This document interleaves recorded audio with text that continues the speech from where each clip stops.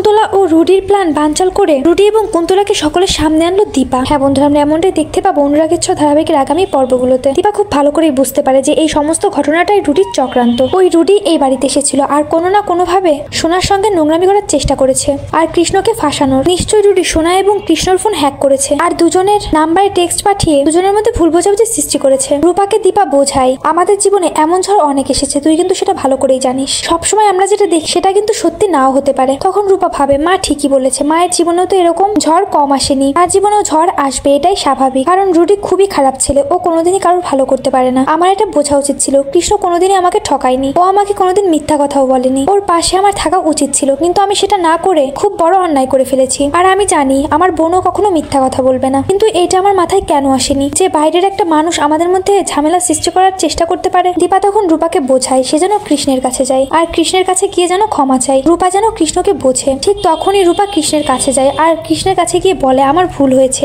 আমার উচিত ছিল তোমার পাশে দাঁড়ানোর, তোমাকে সাপোর্ট করার, কিন্তু আমি সেটা করতে পারিনি। আমি হিতাহিত জ্ঞান ভুলে গিয়েছিলাম। আমি ধরে নিয়েছিলাম আমার বোন কখনোই এইসব ব্যাপারে মিথ্যে বলবে না, আর আমি এটাও ভুলে গিয়েছিলাম যে তুমি কখনোই আমাকে মিথ্যে বলবে না। এটা অন্য কেউ ঘটাতে পারে, এটা আমার মনেই ছিল না। আর যদি মা আমাকে চোখে আঙুল দিয়ে সঠিক রাস্তা না দেখিয়ে দিত, তাহলে হয়তো আমি নিজেকে কখনো ক্ষমা করতে পারতাম না। তুমি আমাকে ক্ষমা করে দাও কৃষ্ণ। নিজেদের মধ্যে সকল মানবিমান দূর করে আবারও বাড়িতে ফিরে আসে কৃষ্ণ। সেনগুপ্ত বাড়িতে সকলে কৃষ্ণকে দেখে ক্ষিপ্ত হয়ে যায়। তখন রূপা প্রতিবাদ করে বলে, আমার হাজবেন্ড কোনো ভুল করেনি, এবার আমি সেটা প্রমাণ করে দেব।